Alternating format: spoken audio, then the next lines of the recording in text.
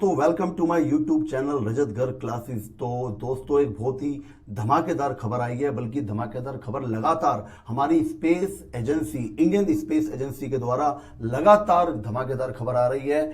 एक चंद्रयान 3 की सफल लैंडिंग के बाद अब इसरो ने अपना नया स्पेस मिशन आदित्य L1, जो कि इंडिया का पहला मिशन है सन की स्टडी करने के लिए, वो लॉन्च कर दिया है 2 सितंबर 2023 को। आइए जानते हैं आदित्य L1 के बारे में कि आदित्य L1 क्या है, ये सन पर जाएगा या सन की ओर जाएगा या सन पहले ही रुक जाएगा, इसके क्या फायदे हैं, क्या नुकसान है, ये इंडिया को करना चाहिए या नहीं करना चाहिए। तो चलते हैं। तो सबसे पहले आदित्य L1 के बारे में जानने के लिए हमें जानना पड़ेगा इसरो क्या है और एक्चुअल में सन है क्या। तो चलिए इसरो के बारे में हम थोड़ा सा जानकारी लेते हैं। इसकी जो स्पेस रिसर्च एजेंसी है उसका नाम है इसरो। इसकी फुल फॉर्म है इंडियन स्पेस रिसर्च ऑर्गेनाइजेशन। ये इंडिया की एक स्पेस एजेंसी है। इसका काम क्या है? इसका काम है साइंस, इंजीनियरिंग, टेक्नोलॉजी, इन सब चीजें में जो स्पेस के अंदर ये डेटा है वो जुटाना इसका काम है। और इस डेटा का करना क्या है? इस डेटा से इंडिया और पूरी मैनकाइंड, पूरे वर्ल्ड का, हम जितनी हमें आपका इंफॉर्मेशन होगी हम उसको शेयर करेंगे और पूरे वर्ल्ड का हम भला करने की सोच रहे हैं। ये एक एजेंसी हमारी इसरो है। अब इसरो बनी कब, इसरो का एस्टेब्लिशमेंट कब हुआ, इसके बारे में जानते हैं। इसरो का एस्टेब्लिशमेंट हुआ तो पहले इसका नाम इसरो नहीं था, बल्कि इसका नाम था INCOSPAR, Indian national committee for space research. इसको एस्टेब्लिश किया गया जवाहरलाल, हमारे जो प्रधानमंत्री थे, प्रथम प्रधानमंत्री जवाहरलाल नेहरू जी, उनके टाइम में 1962 में इसका एस्टेब्लिशमेंट हुआ गवर्नमेंट ऑफ इंडिया के द्वारा। अच्छा, ये इसरो की जरूरत क्या पड़ी? हमारे एक बहुत ही फेमस साइंटिस्ट थे जिनका नाम था डॉक्टर विक्रम ए साराभाई। उनका एक विजन था कि भारत की अपनी एक स्पेस एजेंसी होनी चाहिए, भारत को भी स्पेस की एजेंसी में अपनी रिसर्च करनी चाहिए स्पेस के अंदर, और हमें भी एक अपना स्पेस के अंदर मुकाम हासिल करना है। तो उनके विजन से इसको एस्टेब्लिश किया गया। बाद में 1969 के अंदर, 15 अगस्त 1969 के अंदर इसका नाम इनकोस्पार से बदलकर इसरो, ISRO रख दिया गया। बाद में क्या हुआ, एक डिपार्टमेंट बनाया गया, डिपार्टमेंट ऑफ स्पेस, और इसरो को उसके अंडर 1972 के अंडर उसके अंडर कर दिया गया। इसरो का हेडक्वार्टर कहां पर है? इसका हेडक्वार्टर है बेंगलुरु के अंदर। और इसरो ने अपनी जो पहली सैटेलाइट थी, आप इमेजिन कीजिए, एक वो टाइम था जब हम साइकिल पे, बैलगाड़ी पर अपने स्पेस के जो इक्विपमेंट्स थे वो लेके हम जाया करते थे। हमारे पास ट्रांसपोर्ट की फैसिलिटी नहीं थी। हमने जब ये काम चालू किया तो हमारी जो पहली सैटेलाइट हमने लॉन्च करी वो करी 1975 में, जिसका नाम था आर्यभट्ट। और ये भी हमने नहीं करी, ये भी इसरो ने नहीं करी, ये लॉन्च की गई सोवियत स्पेस एजेंसी इंटरकॉस्मोस के द्वारा। और आज आप देखिए, आज हम सन की ओर जा रहे हैं, आज हम मून पर अपनी सफल लैंडिंग कर चुके हैं। तो ये है हमारे वैज्ञानिकों, हमारे साइंटिस्ट और हमारे देश के लोगों का पराक्रम। और इसका बहुत बेनिफिट भी है, आप ध्यान रखिए। लगभग आदित्य L1 में 400 करोड़ का बजट लगा है, खर्चा लगा है। आपको 400 करोड़ ज्यादा लग सकते हैं, मगर 400 करोड़ बाकी जो स्पेस एजेंसी है, नासा या बाकी, उनके खर्चे से तो ये चौथाई भी नहीं है।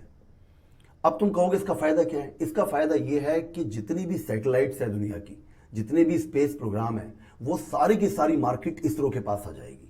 जब हम इतना चीप सारा काम करके देंगे, सर्विस करके देंगे, तो पूरी दुनिया की जो स्पेस प्रोग्राम्स है वो इंडिया के पास आएंगे और इसरो की हो गई बल्ले बल्ले हजारों लाखों करोड़ का इन्वेस्टमेंट इसरो के पास आने वाला है। तो ये केवल स्पेस के नजरिए से नहीं, ये इकोनॉमिक्स के नजरिए से, इकोनॉमिकल नजरिए से भी ये बड़ा बेनिफिट वाला काम चल रहा है। इंडिया जो है विश्व गुरु बनने की ओर अपने कदम बढ़ा चुका है। आगे बढ़ते हैं। सन क्या है? देखिए, सन के बारे में जानेंगे। आपको सन नजर आता है तो आपको नजर आता है एक आग का गोला है, और सच में एक सन आग का गोला है। सन हमारी पृथ्वी से, हमारी अर्थ से 150 मिलियन किलोमीटर दूर है, इतनी दूर है सन। अच्छा, सन है क्या? सन की सबसे जो अंदर की इनर मोस्ट जो लेयर होती है उसको हम कोर बोलते हैं। और अगर आप उसके टेम्परेचर की बात करें तो उसका टेम्परेचर 15 मिलियन डिग्री सेल्सियस होता है। इतना हाई टेम्परेचर होता है। अच्छा, इतना टेम्परेचर होता कैसे है वहां पर? क्योंकि इसकी कोर के अंदर लगातार न्यूक्लियर फ्यूजन रिएक्शन होती रहती है और जो आपकी हाइड्रोजन और हीलियम गैस है वो कन्वर्ट होती रहती है एनर्जी में। एनर्जी माने उस गर्मी में, उस लाइट में जो आपको फील होती है। हाइड्रोजन और हीलियम की गैस का जो रिएक्शन है कन्वर्ट हो रही है एनर्जी में न्यूक्लियर फ्यूजन के कारण। अब होता क्या है, कोर के बाद जो अगली लेयर आती है वो है रेडिएटिव जोन। उसके बाद अगली, इसमें थोड़ा सा टेम्परेचर कम होता है, अगली कन्वेक्टिव जोन। ये कन्वेक्टिव जोन वही लेयर है जो कोर की तरफ से एनर्जी को ट्रांसफर करती है आगे की ओर, इसलिए इसका नाम है कन्वेक्टिव जोन। इसके बाद नेक्स्ट लेयर है फोटोस्फेयर, उसके बाद क्रोमोस्फेयर और लास्ट लेयर होती है कोरोना। ये कोरोना वो नहीं जो आपने कोरोना वायरस सुना है, ये कोरोना एक जो सबसे अपर मोस्ट लेयर है सन की, उसको बोलते हैं हम कोरोना। और एक्चुअल में हमें दिखाई भी यही देती है कोरोना, ये लाइट जो होती है ऊपर से। अब हमारा जो स्पेस मिशन है आदित्य L1, वो बेसिकली 3 चीजों को स्टडी करने गया है। एक तो कोरोना, एक फोटोस्फेयर और एक क्रोमोस्फेयर। ठीक है ना, ये कोर के अंदर नहीं जाना है इसको, उसकी स्टडी नहीं करनी, ये 3 लेयर्स को वो स्टडी करने का उसका ऑब्जेक्टिव है। अच्छा, होता क्या है, बड़ा एक अजीब सी बात है। कोर का टेम्परेचर है 15 मिलियन डिग्री सेल्सियस, जबकि ये टेम्परेचर जब तक फोटोस्फेयर तक आता है तो इसका टेम्परेचर हो जाता है 5500 डिग्री सेल्सियस, मतलब काफी कम हो जाता है, सन काफी ठंडा हो जाता है। मगर फिर ये जब दोबारा आगे की ओर बढ़ता है और ठंडा होना चाहिए, मगर कोरोना की तरफ बढ़ के फिर इसका टेम्परेचर बढ़कर 1 से 2 मिलियन डिग्री सेल्सियस हो जाता है। यही एक रिसर्च का विषय है, यही एक बहुत बड़ा सीक्रेट है, रहस्य है कि ऐसा क्यों होता है। जब कम हो रहा था तो कम होना चाहिए, क्या पता हमारा, हम होप करते हैं आदित्य L1 इस बात की भी खोज कर सके ऐसा क्यों है, या कोई उसके सबूत जुटा सके और पूरी दुनिया को मार्ग दिखा सके। इसके बाद सन में से निकलता क्या एक्चुअल में से? सन में से बहुत सारी चीज निकलती है। हम सोचते हैं खाली गर्मी निकलती है, हीट, लाइट, यूवी रेज। ये यूवी रेज, एक्स रेज और गामा रेज ये हमारी स्किन के लिए, हमारी लाइफ के लिए बड़ी खतरनाक है। मगर ये हमें खतरा कम इसलिए पहुंचाती है क्योंकि हमारा जब सन की रेज चलकर हमारे एटमॉस्फेयर में, अर्थ के एटमॉस्फेयर में एंटर करती है तो हमारा एटमॉस्फेयर इस प्रकार से बना है कि वो हमें बचा लेता है, हमें अपना जीवन जान देता है और इन रेज के प्रभाव को कम कर देता है। इसके अलावा infrared radiations, radio waves, solar winds, solar flares, ऐसी बहुत सारी चीजें सन में से निकलती है। उनके बारे में भी स्टडी करने आदित्य L1 गया है। अब आदित्य L1 के बारे में थोड़ा जान लेते हैं, फिर इसके ऑब्जेक्टिव पढ़ेंगे। आदित्य L1 भारत का पहला मिशन है जो सन को स्टडी करने गया है। ये मतलब भारत का पहला है, मगर ये मत मानना कि ये दुनिया का पहला है। इससे पहले नासा भी अपना ये मिशन लॉन्च कर चुका है। ठीक है ना, ये आपको ध्यान रखना है। इसके अलावा ये कितनी दूर जाएगा, सवाल ये भी उठता है। ये भाई यहां से चला है तो कितनी दूर जाएगा? ये हमारी अर्थ है, अब ये सन है, ये इसके बीच में बहुत बड़ा गैप है, 150 मिलियन किलोमीटर।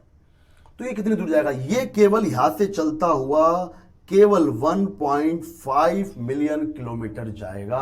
और एक पॉइंट है, लैंग है, लैग रेंज पॉइंट L1, ये L1 तक जाएगा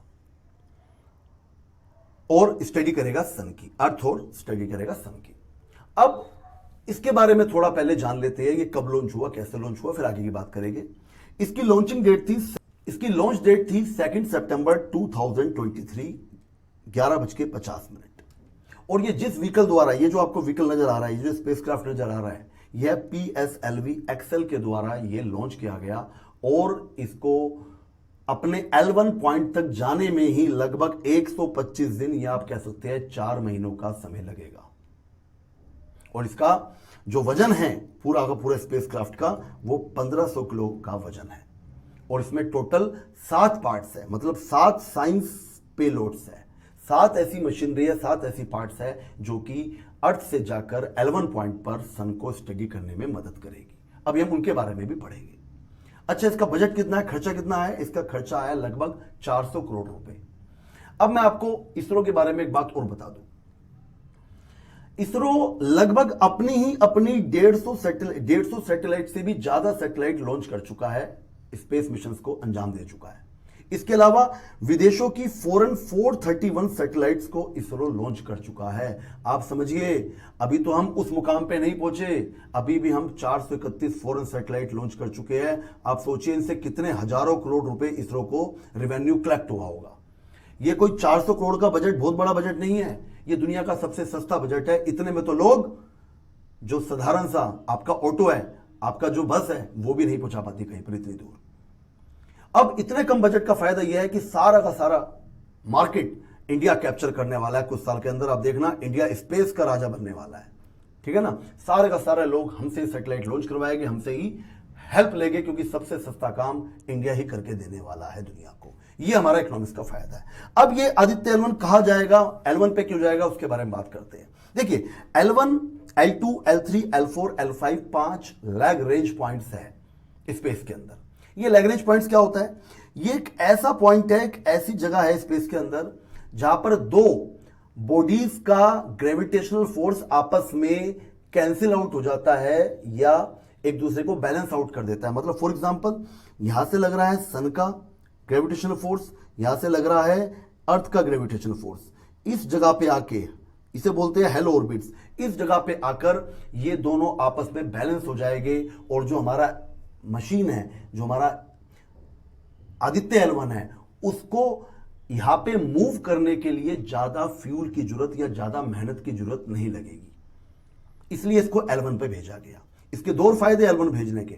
नंबर 1 तो बताया मैंने आपको, ज्यादा एफर्ट्स नहीं लगेगा तो कम फ्यूल खर्चा होगा। इसका फायदा यह होगा, ये लगभग 5 से 7 साल तक ये यहां पर L1 पॉइंट तक रुक के ये सन को ऑब्जर्व कर सकता है, उसकी स्टडी कर सकता है इतने लंबे समय के लिए, और लगातार डेटा हमारे पास ट्रांसफर कर सकता है। ये इसका फायदा है। तो एक लंबा ऑब्जर्वर मिल गया हमको, ये नहीं कि 10 दिन गया और खत्म हो गया। नंबर 1। नंबर 2, ये L1 पे जाने का इसका एक फायदा और है। क्या? कि ये सन और मून के बीच में रहेगा। सन और मून के बीच में रहने से ये सन और मून एक दूसरे के ऊपर ओवरलैप नहीं हो पाएंगे। तो ये लगातार 5 साल 7 साल तक ये सन की भी स्टडी करता रहेगा और अर्थ की भी, मैं मून बोल गया सॉरी, ये लगातार सन और अर्थ के बीच में रहेगा, इसलिए ये अर्थ की भी और सन की भी 5 से 7 साल तक स्टडी करता रहेगा बिना किसी दिक्कत के, क्योंकि इसके बीच में कुछ नहीं आने वाला, ठीक है ना। ये इसका एक फायदा है L1 जगह का, इसलिए हमने L1 को चुना है। अब इसके ऑब्जेक्टिव क्या है, ये क्या करेगा वहां जाके, क्या क्या लेके गया है अपने साथ में, उसके बारे में पढ़ते हैं। आदित्य L1 कुछ इस तरह के 7 पेलोड्स अपने साथ लेके गया है, और इनका बेसिकली जो मोटिव है वो 3 चीजों को ऑब्जर्व करना है, फोटोस्फेयर, क्रोमोस्फेयर और सबसे अपर जो लेयर है कोरोना को, इसको ऑब्जर्व करने के लिए भेजा गया है। ये बहुत सारी चीज बताने वाला है। क्या क्या बताने वाला है, जरा उसके बारे में भी हम पढ़ते हैं। ये जो अपने साथ 7 पेलोड्स लेके गया है, उनके डिफरेंट नाम है, सूट, VLC, पापा वगैरह। ये अब एक एक करके इनके बारे में जानते हैं। पहला पार्ट है विजिबल एमिशन लाइन, VELC। इसका मेन ऑब्जेक्टिव, ये रहा VELC, इसका मेन ऑब्जेक्टिव है कोरोना को स्टडी करना। अपर मोस्ट लेयर, ये वाली जो अपर मोस्ट लेयर है उसको स्टडी करेगा, उसकी जानकारी उठाएगा।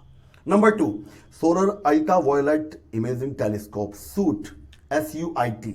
इसका मेन मोटिव है फोटोस्फेयर और क्रोमोस्फेयर की स्टडी करना, उसके बारे में बताना कैसे बदलाव होते हैं, क्या क्या इसमें चेंजेस आ रही है, टोटल ब्रॉड जानकारी देना। नंबर 3, सोलैक्स। इसका सोलैक्स और हेलोस, ये जो 2 चीज नजर आ रही है आपको, ये और हेलोस, इन दोनों का काम ही जो एक्सरे रेज, जो सन से हमें एक्सरे रेज मिलती है उसकी स्टडी करनी है। एक सॉफ्ट एक्सरे रेज और एक हार्ड एक्सरे रेज। इसके अलावा एस्पेक्स, इसका अगला है Aditya solar wind particle experiment, ASPEX. इसका काम है सोलर विंड और पार्टिकल एनालाइजर के तौर पे काम करना, ठीक है। तो ये था आदित्य L1 के बारे में पूरी जानकारी। और ये आदित्य L1, इसके अलावा कुछ अपकमिंग मिशन भी इसरो लॉन्च करने वाला है, बड़ी जल्दी जल्दी हम उसके बारे में बताएंगे। और अगर ये लॉन्च होते हुए जल्दी जल्दी लॉन्च करते हैं हम, और ये सफलता से लॉन्च होते हैं, हम जानकारी उठाते हैं, तो ये भारत की स्पेस एजेंसी और पूरी मैनकाइंड और पूरे वर्ल्ड के लिए एक अलग ही करिश्मा भारत करने जा रहा है। तो हो जाइए खुश आप सभी, भारतीय होने के नाते आप सबका सीना। तो जय Hind, Vande Mataram, okay, bye bye.